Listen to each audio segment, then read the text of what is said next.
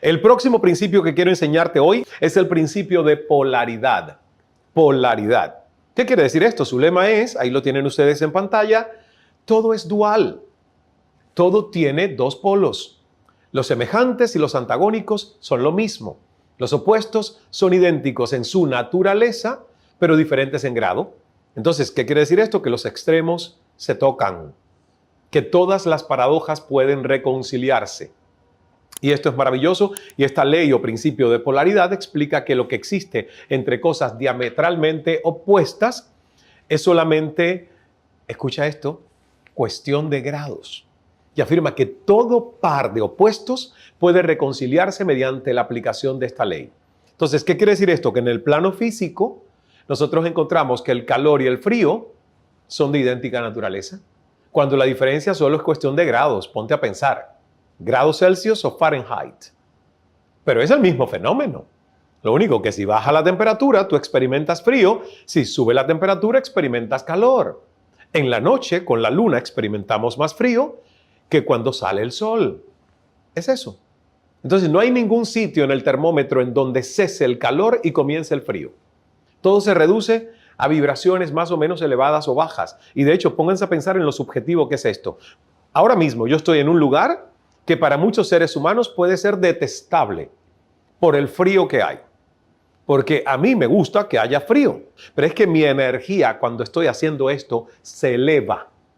Y lo que yo quiero sentir es una temperatura que es agradable, ¿ves? Pero realmente aquí hay mucho frío.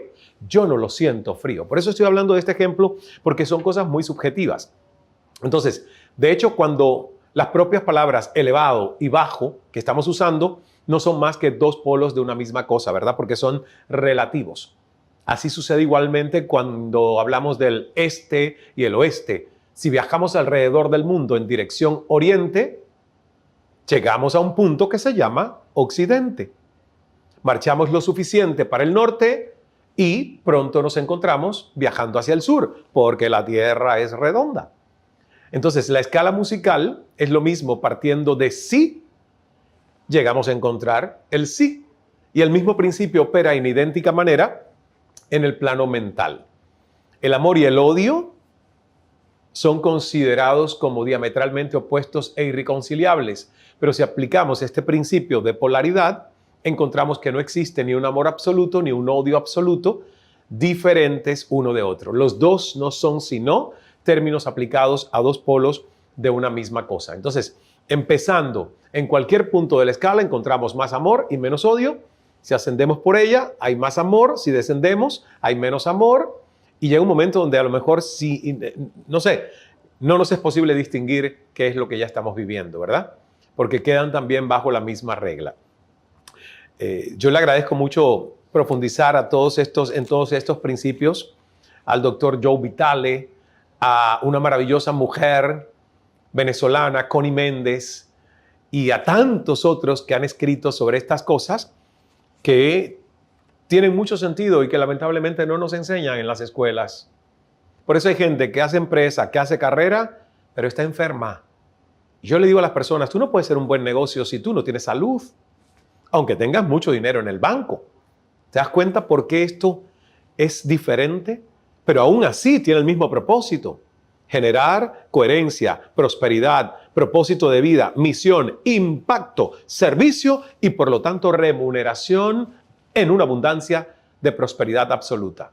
Pero tiene que seguir el modelo, principios y leyes para que no te enfermes en el camino. Esto último que yo estaba hablando es lo que permite transmutar un estado mental en otro siguiendo líneas de polaridad. Entonces las cosas no pueden transmutarse unas a otras, pero sí las de igual clase. Por ejemplo, el odio no puede transmutarse en este u oeste, pero sí se puede tornar en amor. De hecho, ustedes ven que el amor es fácil que se torne en odio cuando la gente se divorcia. Y yo le digo a las personas, Shakira, ¿dónde estuvo el amor por Piqué? Piqué, ¿dónde estuvo el amor por Shakira en algún momento? Es fácil. Pongo esto porque todo el mundo habla de esta canción ahora, ¿no? Y de todos los temas esto, como si yo no tuviera cosas que hacer para interesarme en la vida de Shakira, Piqué y Clara Chía. ¿Qué me importa a mí eso? Pero hay mucha gente que pierde su tiempo metiéndose en la vida de otro y así mismo quiere que su vida prospere. No, la vida que está prosperando es la de Piqué, es la de Shakira y también la de esta pobre otra Clara Chía, que digo pobre porque hasta un ataque de pánico le dio y se fue al hospital. Se dan cuenta que aunque uno no busque las noticias te encuentran, ¿no? La gente te lo cuenta. Muy bien, entonces, ¿vamos entendiendo hasta aquí de lo que estamos hablando? Yo quiero preguntarte a ti en relación con este tema que nos está convocando hoy. ¿Qué emoción tú identificas que está predominando en ti y necesitas transmutar en beneficio de tu propósito? ¿Es miedo a valentía? ¿Es odio a amor? ¿Es pereza a entusiasmo? ¿Es resentimiento a compasión? Obsérvalo sin juzgarte porque estamos hablando de polaridad. Y a veces justamente nosotros tenemos que transmutar miedo a valentía, porque la valentía no es ausencia de miedo. La valentía en un guerrero espiritual, en un emprendedor de alma, la valentía es decir, wow, acepto e identifico mis miedos y empiezo a trabajar desde ellos. Entonces, a mí me gustaría también dar un respaldo científico a este principio de polaridad, ¿no? Dentro de la información que ya sabemos sobre el cerebro, desde mediados de la década del 70 encontramos que físicamente el cerebro está dividido en dos hemisferios, hablando de polaridad. Nosotros tenemos dos hemisferios. Entonces, el izquierdo y el derecho. ¿Y qué es lo que hemos descubierto? Que el derecho, por ejemplo, está vinculado al proceso y la expresión de las emociones, la creatividad, la innovación, la generación de nuevas ideas, lo artístico. Y que el izquierdo se encarga de procesar el lenguaje, la lógica racional y la capacidad analítica.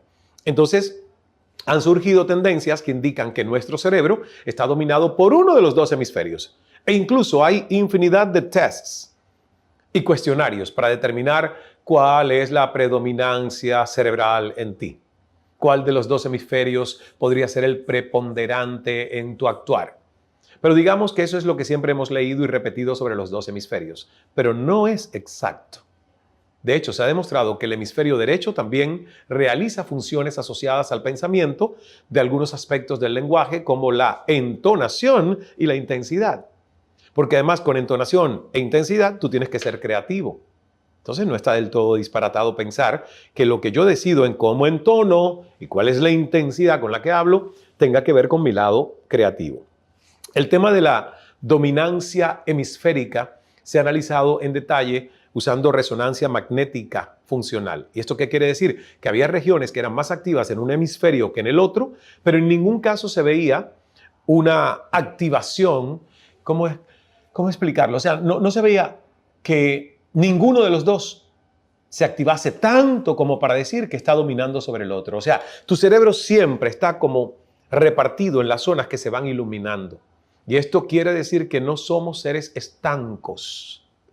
No somos una cosa u otra, sino que somos seres complejos en constante diálogo, evolución y construcción. Y hablando de construirse a uno mismo, yo quiero que ahora sí nos metamos de lleno, ¿verdad? En esto de encontrar y potenciar el propósito y la razón de nuestra vida. Yo quiero compartirte uno de los conceptos que más he aplicado en los últimos tiempos, que me ha servido para tomar decisiones muy importantes a nivel personal y profesional. Seguir mirando al futuro incluso cuando tú estás pasando por un momento difícil, sí es posible. Si tú encuentras y conectas con tu verdadero compromiso o razón de ser, lo que en japonés ellos llaman Ikigai. Para muchas personas eso requiere una búsqueda exhaustiva primero de uno mismo, pero esta es una herramienta para encontrar propósito para el progreso o razón de ser muy pragmática y que se puede lograr en unas horas. A lo mejor no es en minutos, porque las preguntas parecen fáciles, pero toman un tiempito realmente contestarlas bien para luego hacer ese decreto o declaración de vida, que puede cambiar cuando cambian tus décadas o tus circunstancias o cuando encuentras nuevas pasiones que te llevan a nuevas definiciones de propósito. Pero hagámoslo hoy. Va a quedar de tarea para ustedes. El Ikigai, como les digo, es razón de ser de cada persona. Invita la palabra a vivir al máximo, a iluminarte, a ser virtuoso, a comprenderte a través de los ojos del mundo como si este fuese un espejo. Y desafortunadamente, aunque se trata de un concepto fácil de entender, quizás no es sencillo de encontrar porque hay complejidad emocional, e intelectual en nuestras vidas. Entonces, yo creo que aunque viene de Japón, perfectamente puede ser extrapolado a nuestras sociedades iberoamericanas, y yo lo he aplicado, y vamos a usar este gráfico. Voy a explicarte progresivamente a través de estas 4 esferas o círculos, ahí está el primero, que se intersectan para dar una respuesta a cada esfera, y luego en el centro se construye el Ikigai. Comencemos por esa que dice en pantalla: ¿qué amas? ¿Qué amas tú hacer? Para identificar en mí lo que yo amo, siempre pienso primero cosas que me gustaban desde la niñez. Hay personas que desde pequeñas saben qué querían hacer, pero luego la vida de adultos les llevó a un camino donde se desconectaron de sus primeras pasiones. Regresa allí. A mí siempre me gustó en la niñez el arte, escribir, leer en voz alta, comunicar, el teatro, la música, no sé, tantas cosas. ¿Qué te gustaba a ti de niño o de niña? ¿Qué todavía tienes despierto en ti? ¿O qué dejaste asfixiar en ese artista entre sombras que eres tú? Segundo, puedes preguntarte qué experiencias yo he ido acumulando, descubriendo y probando. Y también puedes, entender qué amas hoy, que a lo mejor no amabas cuando niño. Por ejemplo, yo amo la jardinería. En el Cala Center me he dado cuenta que hay una pasión en mí de ser maestro jardinero. No soy el que siembra y abre los huecos, voy a ser honesto. Tengo 2 jardineros que me ayudan, pero soy el que con ellos les dice: vamos a sembrar este árbol aquí, ¿qué les parece si esta la podamos de esta manera para darle forma? Me gusta aprender, me gusta saber las variedades y nombres. Entonces, ya yo podría en algún momento entender que hasta un emprendimiento de jardinería, un vivero, es algo que me apasionaría darle al mundo, ¿ves? Entonces, por ahí vamos entendiendo que yo amo hacer. Y es importante que comiences a preguntarte o preguntarle a alguien que está cerca de ti: ¿qué tú crees que a mí me gusta hacer? Porque a veces ni sabemos dónde está nuestra pasión. Alguien te puede decir: oye, tú haces muy bien y veo que se te van las horas haciendo tal cosa. ¿Ok? Entonces, por favor, como tarea, escribe las 5 o 10 primeras palabras que vengan a tu mente sobre eso que tú haces y que te gusta hacer. Segunda pregunta, ahí estaba ya en pantalla, la tienen ustedes ahí: en lo que eres bueno. ¿Cómo saber en qué soy bueno? No importa si estamos en lo más alto del éxito de nuestras carreras o si estamos tomando decisiones importantes para nuestra vida. Tampoco depende de nuestra personalidad. ¿Cuáles son mis fortalezas? ¿Cómo descubro mis talentos? ¿Qué realmente yo hago bien? ¿No? Y fíjense que hay que tener cuidado con el síndrome del impostor. Por eso pregúntale a amigos: oye, ¿qué yo hago bien? ¿En qué soy bueno? Porque a veces nosotros tenemos un impostor dentro que nos critica tanto y ni siquiera reconocemos que hay algo de maestría en lo que llevamos haciendo hace 3, 5, 10, 15, 20 años. ¿Y qué es el síndrome del impostor? 7 de cada 10 personas sufren de este síndrome. Yo lo sufrí en este momento, ya no, gracias a Dios, pero sí lo sentí. Se trata de pensamientos de autosabotaje que constantemente están erosionando nuestros logros, ¿ves? Y nuestras victorias. Pensamos que nuestros logros es: me salió bien, es pura suerte, que son fruto del azar o del destino, y lo manifestamos a través de negar nuestras fortalezas. ¿Cuáles son tus fortalezas? ¿Cuáles son esas habilidades que te brindan bienestar, que se convierten en algo positivo? Escuchando, sirviendo, creando, para que eres bueno. Ahí escribe 5 o 10 palabras cuando hagas la tarea. Soy bueno, soy buena para esta cosa, ¿verdad? Soy bueno para esto. Entonces, ahí ya vamos por la segunda de 4 de las esferas.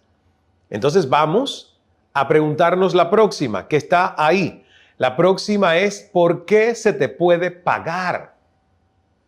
Entonces pregúntate también, porque ya esta intersecta pasión con profesión. ¿Ven ustedes? Las esferas se van uniendo.